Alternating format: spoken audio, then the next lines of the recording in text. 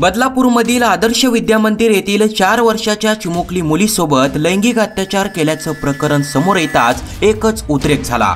दरम्यान या सगळ्या घडामोडी सुरू असतानाच लैंगिक अत्याचार प्रकरणाची पोलीस FIR समोर आली। यामध्ये नेमकं काय म्हटलंय हे त्यात नमूद केलं आहे, जे ऐकताच तुमच्या डोक्यात सनक जाईल।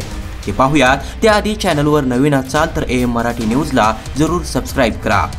तर मी सौ # वय 35 वर्ष, धंदा नोकरी राहणार # समक्ष पोलीस ठाण्यात हजर राहून जबाब लिहून देते की मी वरील पत्त्यावर सुमारे 04 वर्षांपासून माझे पती # व मुलगी # वय 3 वर्ष 10 महिने यांच्या सोबत राहत असून मी # येथे # कामाला असून माझे पती # येथे चे काम करतात। आमच्या दोघांचे मिळणाऱ्या उत्पन्नावर आमच्या कुटुंबाचा उदरनिर्वाह चालतो। आम्ही दोघेही नोकरी करीत असल्याने मी माझ्या मुलीला # बदलापूर येथे माझे वडील # आणि आई # भाऊ # व बहीण # यांच्याकडे जून 2023 पासून ठेवले असून आम्ही सुट्टीच्या दिवशी मुलीला भेटण्यासाठी येत असतो। सन जून 2024 मध्ये मी मुलगी # हीच आदर्श विद्यामंदिर बालविभाग बदलापूर पूर्व येथे छोट्या शिशुमध्ये ॲडमिशनला घेतले व जूनच्या शेवटच्या आठवड्यापासून ती नियमित शाळेत जात होती। दिनांक 15/8/2024 रोजी रात्री 8:30 वाजता सुमारास माझे वडील # यांचा मला फोन आला व तू उद्या सकाळी बदलापूर येथे निघून ये असे सांगितले। त्यांनी मी कारण विचारले असता त्यांनी मला काही एक न सांगता येताना तुझ्या पतींना घेऊन ये असे बोलून फोन ठेवून दिला। त्यानुसार मी व माझे पती आज दिनांक 16/8/2024 रोजी 11:30 वाजता सुमारास बदलापूर येथे माझ्या वडिलांची घरी आलो।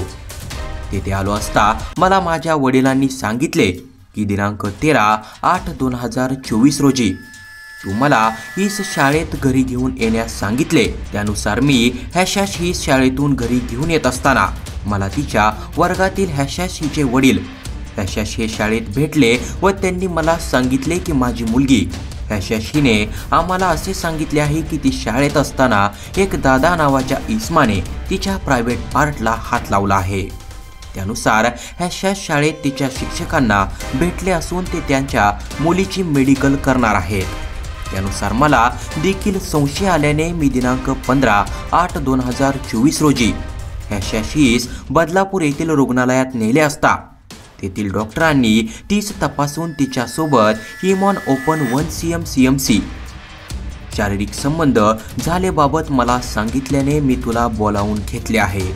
त्यानुसार मी माझी मुलगी # हीच विचारले असता तिने मला सांगितले की मी शाळेत असताना एक दादा असून तो माझ्या प्रायव्हेट पार्टला स्पर्श करतो, तो माझे कपडे काढतो व मला देत नाही असे सांगितल्याने मी आज रोजी तक्रार देण्यास पोलीस ठाण्यात आलेले आहे।